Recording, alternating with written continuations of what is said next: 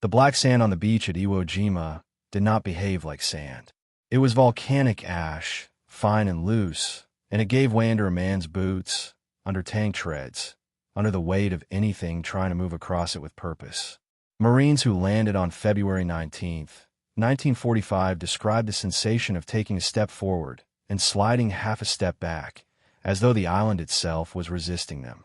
The beach was only 60 yards wide in places, and it rose sharply into terraces of the same loose volcanic material. And beyond those terraces the ground turned to sulfur-stained rock and scrub and the black mouse of positions that had been cut and poured and reinforced over the better part of a year. The island smelled of rotten eggs and cordite. It was 5 miles long and 2.5 miles wide at its broadest point. The Marines called it the worst place any of them had ever seen. What you are looking at, in the aerial reconnaissance photographs taken before the landing, is an island that has been turned inside out. Every ridge is an emplacement. Every draw is a field of fire. The 730 major defense installations that American intelligence had identified before Operation Detachment were only the ones visible from above. Below the surface, Lieutenant General Tadamaki Kurabayashi had ordered his engineers to build something that had no real precedent in the Pacific War. 11 miles of tunnels, some of them 30 feet underground, connecting bunkers and command posts and supply rooms and hospitals. A garrison of 21,000 men who had been told explicitly that they were not to die on the beach. They were to let the Americans come ashore, let them think the bombardment had worked, and then open fire from positions that had been engineered to be impervious to naval guns and aerial bombs.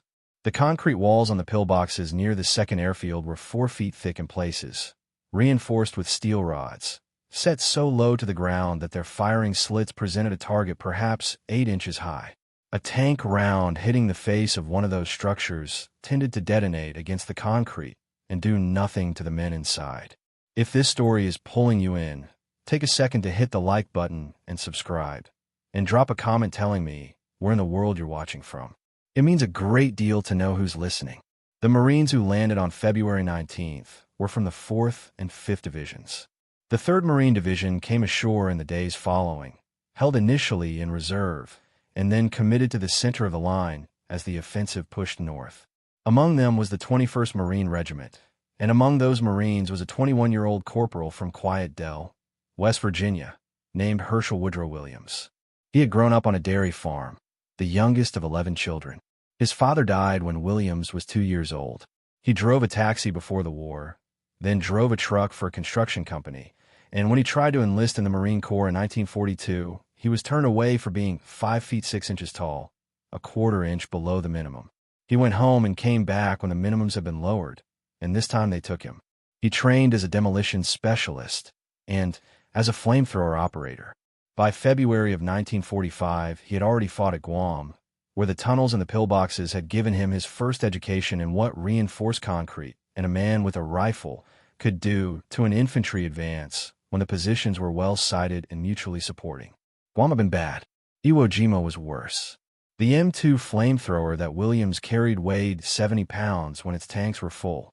It held 4 gallons of thickened fuel, a mixture of diesel oil and high-octane gasoline that had been gelled to make it cling to surfaces and burn longer than a liquid spray. The effective range was somewhere between 30 and 40 yards on a flat surface, shorter in wind, shorter still when a man was crawling on his stomach through volcanic ash with bullets striking the metal tanks on his back. The fuel burned at over 1,000 degrees Fahrenheit. A single 2-second burst consumed roughly 2 pounds of fuel. Williams carried enough for perhaps 8 to 10 sustained bursts before the tanks ran dry. When they were empty, he would have to go back to the lines, hand the spent flamethrower to a maintenance crew, take a fresh one, and go forward again. He did this 5 times on the 23rd of February. To understand what the situation looked like from ground level, it helps to know what had already been tried. American naval guns had bombarded Iwo Jima for 74 days before the landing. Army Air Force's B-24s had been hitting the island since the previous summer.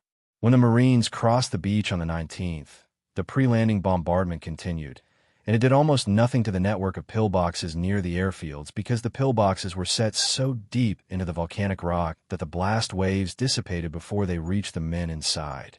Tanks had been committed and stalled, their treads fouled in the loose sand, their guns unable to depress low enough to hit firing slits that were barely above ground level.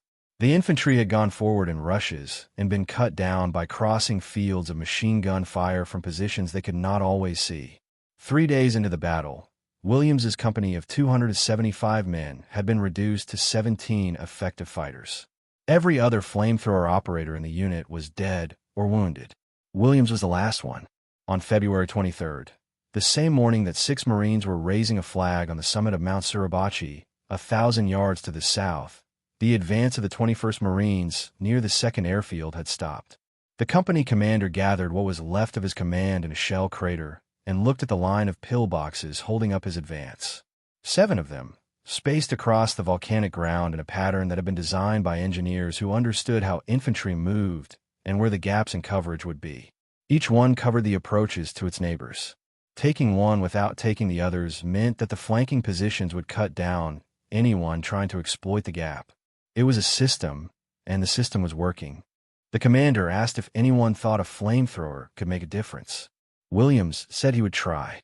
What he was volunteering to do was this: cross open ground, under fire, carrying 70 pounds of fuel on his back, close to within 30 yards of a reinforced concrete structure, and direct a stream of burning gel through a firing slit approximately 8 inches high. Then do it again. Then do it again, 5 more times. The ground between the Marine lines and the first pillbox offered almost no cover.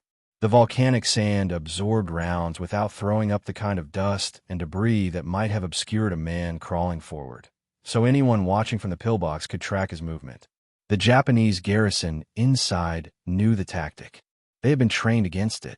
They had machine guns and rifles pointed at every approach. Williams selected 4 Marines to provide covering fire, told them what he was going to do, and went forward on his stomach. He would later remember the sound of rounds hitting his fuel tanks. He described it as a jackhammer. He understood something while crawling that he said he could not have told you before that moment. The closer he got to the pillbox, the harder it became for the men inside to depress their weapons low enough to hit him. At 30 yards, the firing slit was nearly useless against a man flat on the ground directly in front of it. He reached the first position, pressed the nozzle of the flamethrower toward the opening, and fired. The fire went in. The men inside did not come out. Williams pulled back to reload, and the 4 Marines with him put suppressing fire on the positions to either side, trying to keep the neighboring pillboxes occupied while he made the approach. 2 of those 4 men would not survive the day. Their names were never entered into the Medal of Honor citation alongside Williams's own, but they were there, and Williams spent the rest of his life making certain people understood that the 4 hours on that volcanic ground were not a solo performance. They were the only reason he was able to keep going forward at all. The record shows 7 pillboxes taken in 4 hours. It shows 5 return trips to the Marine lines for fresh flamethrowers and additional demolition charges. What the official record cannot fully convey is the geometry of those approaches, repeated across an afternoon on a piece of ground where everything was trying to kill one man in particular. Each time Williams went back for a new flamethrower, he crossed the same open ground again.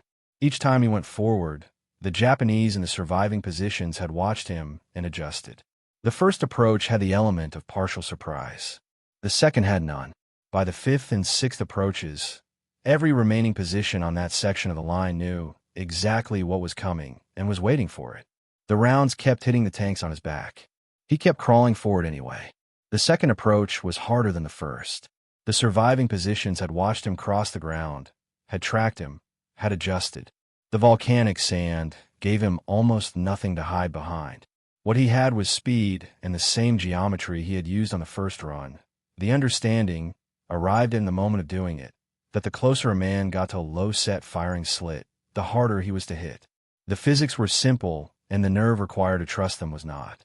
He crawled to the second pillbox and fired, and then pulled back to the lines and handed the spent flamethrower to the crew waiting for it, and picked up a full one and went forward again. Each flamethrower had to be returned to a servicing point behind the lines, its tanks refilled or exchanged, and brought back to readiness before it could go forward. This was not a fast process. Between each assault, Williams crossed the same exposed ground twice, once going back, once coming forward, carrying 70 pounds of fuel on a return trip through terrain that Japanese riflemen and machine gunners had now had additional minutes to study and register. He made those crossings 5 times. He used 6 separate flamethrowers across the 4 hours. He later said that if he had ever been caught in the open with an empty flamethrower, he would not have survived it. The full tanks were what made him dangerous enough that the Japanese inside the pillboxes had to spend their attention on stopping him rather than firing down the line of the Marines behind him. If this is the kind of history you want more of, subscribe and turn on notifications. There's far more in the record still to cover. Your support is what keeps these stories coming.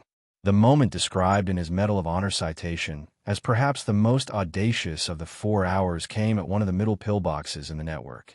The firing slit on this position was set at an angle that made a direct frontal approach difficult, and Williams came at it differently. He got to the side of the structure, found the edge of the concrete roof, and climbed. He went up the outside of a pillbox with a 70-pound flamethrower on his back while the men inside were still alive and firing.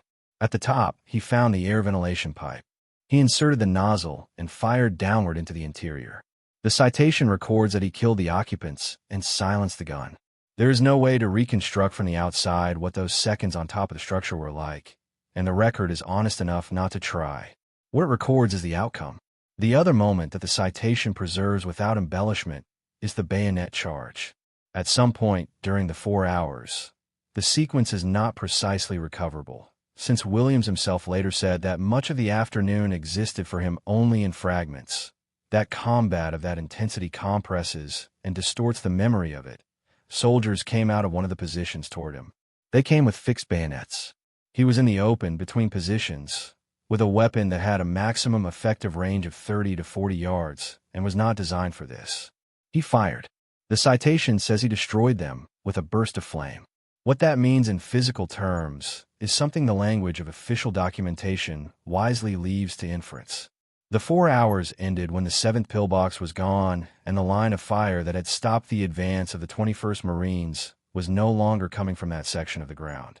Williams walked back to the Marine positions. The citation says that his actions were directly instrumental in neutralizing one of the most fanatically defended strongpoints encountered by his regiment, and that they aided vitally in enabling his company to reach its objective.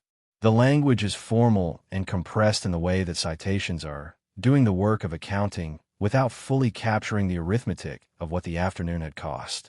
2 of the 4 Marines who had provided covering fire were dead. Every other flamethrower operator in Williams's unit had been killed or wounded before the 23rd. The company that had landed with 275 men would finish the campaign with 17 uninjured. Williams himself was wounded on March 6th when shrapnel hit his left leg. A corpsman told him to go to the rear. He stayed on the line. What the action on February 23rd accomplished, in the immediate tactical sense, was a gap in a defensive network that had been engineered specifically to prevent gaps from opening. When Williams destroyed the 7th pillbox, the tanks that had been stalled could move. The infantry behind them could move. The advance that had been pinned for hours on that stretch of black volcanic ground could continue north. The gap was not wide, and it was not permanent. The Japanese tunnel system meant that clear positions could sometimes be re-entered and reoccupied from below, but it was enough. It was the opening that the regiment needed to push through before the system could close again. The mechanism behind the outcome is worth examining carefully, because it was not simply a matter of one man being braver than the situation required. The flamethrower worked against these pillboxes where other weapons had failed for specific physical reasons. A tank round detonating against 4-foot reinforced concrete transferred almost none of its energy to the interior of the structure. A bazooka round did the same. Naval gunfire and aerial bombardment, delivered from distance and altitude, could not depress low enough to strike the firing slits directly, and the slits were the only genuinely vulnerable part of the construction. The flamethrower worked because it could be directed through a slit or a vent at close range, and because the burning gel it projected clung to surfaces and consumed the oxygen inside an enclosed space and did not require a direct hit on a person to be lethal. It was the right weapon for the problem, but the right weapon only works if someone is willing to carry it to the range at which it becomes effective, and that range was 30 yards from a machine gun with a clear field of fire. The weapon solved the engineering problem. Williams solved the problem of closing the distance. Kurabayashi's defensive design had assumed that any attacker reaching the close-in zone of a pillbox would have done so under concentrated fire from the neighboring positions. The positions were spaced and angled to cover each other's approaches. What the design had not fully accounted for was a scenario in which one man could keep moving forward while suppressing fire from a small team occupied the flanking positions long enough for each individual approach to be completed. The 4 riflemen were not enough to suppress the whole network simultaneously, but they were enough, barely, to allow each individual crossing to happen in the window between when one position finished reacquiring a target and when the next one opened fire. The geometry was narrow and the margin for error was close to nothing. It worked 7 times. There is a version of this story that reduces those 4 hours to exceptional physical courage, which is true, but not the whole account. What the record shows is something more precise. A demolition specialist who understood his weapon's effective range and limitations, who understood the geometry of interlocking fire and identified the window within it, and who had the training to prepare demolition charges correctly between each run so that destroyed positions stayed destroyed. Williams did not simply walk toward the enemy. He solved a specific tactical problem, repeatedly, under conditions that made it nearly impossible to think clearly. The instinct to move closer rather than farther when rounds were striking his fuel tanks was not recklessness. It was the application of the one piece of physics working in his favor. He had worked out that if the men inside could not depress their weapons low enough to hit him at close range, then close range was the only place to be. He went there 6 times. He came back from it 6 times. The 7th approach was the last one the network had. The battle for Iwo Jima continued for another month after February 23rd. The 21st Marines kept pushing north. The tunnel network that connected Kurabayashi's positions meant that gains measured in yards one day sometimes had to be retaken the next, as Japanese troops moved through passages below ground and reoccupied positions that had been cleared at significant cost. Williams fought for 34 of the 36 days the campaign lasted. He was hit by shrapnel on March 6th and refused evacuation. He stayed until the declared end of organized resistance on March 26th. By that time, the island had cost the Marine Corps and Navy more than 26,000 casualties, among them nearly 7,000 dead. The Japanese garrison of 21,000 was reduced to 216 prisoners. The rest died where they had been ordered to die, in the tunnels and the bunkers and the reinforced concrete positions that had been designed to take every American life possible before yielding a yard of volcanic ground. The island of Iwo Jima was declared secure on March 26, 1945. It had taken 36 days to clear 8 square miles of volcanic rock. The cost was not proportional to the size of the ground. More than 6,800 Americans died on that island, and another 19,000 were wounded. The Japanese garrison of 21,000 was reduced to 216 men who surrendered or were captured. The rest died in the tunnels and the reinforced concrete positions and the caves that Kurabayashi had built into the rock over the better part of a year. The general himself died on the island. His body was never positively identified. What the strategists had promised the island would provide, it provided. Before Iwo Jima fell, B-29 Superfortress bombers flying from the Mariana Islands to targets on the Japanese mainland had no emergency landing site within reach if they took damage over Japan. Many crews who might have survived a controlled emergency landing died in the ocean instead because there was nowhere between Guam and Tokyo to put a crippled aircraft down. After the island was taken, the airfields were repaired and extended and put into service. Over the remaining months of the war, more than 2,200 B-29s made emergency landings on Iwo Jima. The crews of those aircraft numbered in the tens of thousands. The mathematics of what the island's capture meant in terms of American lives preserved by the presence of those airfields was never precisely calculated and cannot be now, but the scale of it was understood by the men who planned the operation and the men who flew the bombers. When Williams walked off the island and eventually reached the United States, he did not go home immediately. He was being considered for the Medal of Honor, and the paperwork moved through channels at the pace that military paperwork moves. He was sent to Guam for training in preparation for the invasion of the Japanese mainland, an operation that was still being planned in the summer of 1945. The invasion never came. On October 5, 1945, President Harry Truman presented Williams with the Medal of Honor in a ceremony at the White House. Williams was 22 years old. After the ceremony, the Marine Commandant, General A. Vandegrift, himself a Medal of Honor recipient, spoke to Williams and told him something that Williams carried for the rest of his life. Vandegrift told him that the medal did not belong to Williams. It belonged to the men who had not come home, to the 2 riflemen who died providing covering fire on February 23rd, to every Marine who did not make it off the island. He told Williams not to do anything that would tarnish it. Williams spent 33 years working for the Veterans Administration after his discharge. He worked as a counselor and then in various administrative roles, driving to offices and community halls and meeting rooms for 3 decades, helping veterans navigate systems that were not always easy to navigate. He retired from Marine Corps Reserve in 1969 with the rank of Chief Warrant Officer 4. He outlived his wife Ruby, who died in 2007 after 62 years of marriage. He continued working on behalf of Gold Star families and founded a foundation dedicated to building monuments honoring them in every state. He was not a man who made much of February 23rd when asked about it. He consistently redirected the conversation toward the men who had covered him, the men who had died covering him, and the men who never left the island at all. He said the medal belonged to them. He said that for 77 years until the day he died. Herschel Woodrow Williams died on June 29, 2022, at the Veterans Administration Hospital in Huntington, West Virginia, a hospital that bore his name. He was 98 years old. He was the last surviving Medal of Honor recipient from the Second World War. When he died, the living thread connecting the country to the men who fought at Guadalcanal and Iwo Jima and in the North Atlantic and over the Reich. Men who had done those things and then come home and become farmers and counselors and taxi drivers again. That thread ended.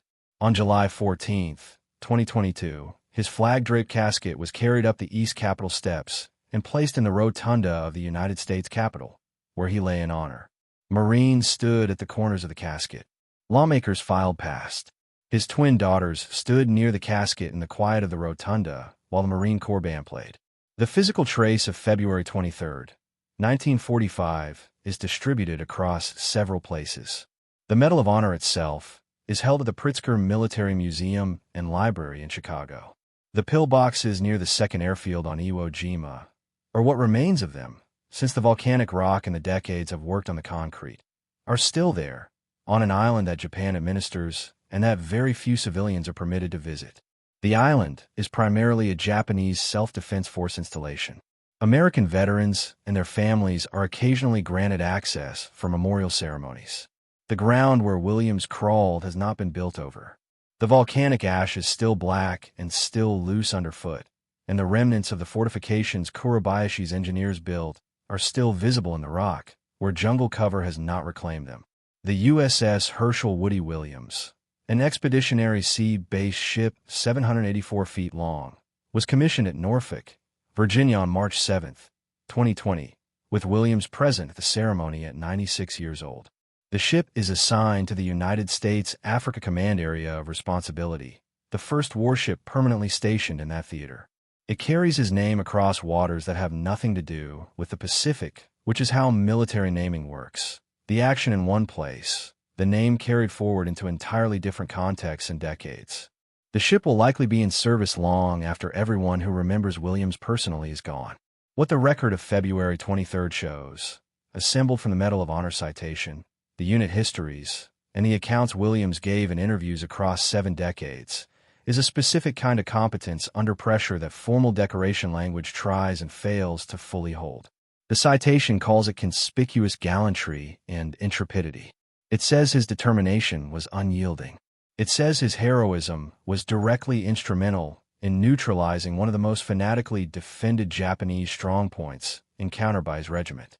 All of that is accurate, and all of it is inadequate in the way that formal language is always inadequate when it tries to account for what a person actually did on a specific afternoon on a piece of terrible ground.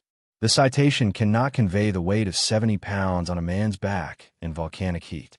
It cannot convey the sound of rounds striking a fuel tank from close range, a sound Williams described as a jackhammer. It cannot convey what it required to pick up a 7th flamethrower after 6 crossings of the same open ground and go forward one more time into the same fire. What the record can show is the outcome. The gap opened. The tanks moved. The regiment reached its objective. More than 2,200 crippled B-29s landed on those airfields in the months that followed, rather than going down in the ocean. Williams went home in 1945, worked for 33 years helping veterans, buried his wife, outlived everyone who had been on that island with him, and died in a hospital bearing his name at 98 years old. The last of them. The 7 pillboxes near the second airfield are still there if you know where to look. The volcanic ash around them is still black. Thank you for staying with this until the end.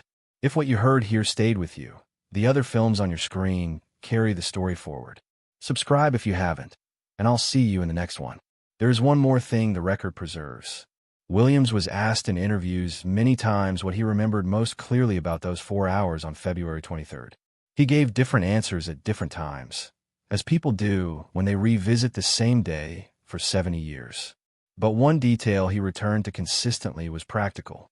He said that an empty flamethrower was a death sentence out there, that if he had been caught in the open with empty tanks, no amount of nerve would have changed what happened next.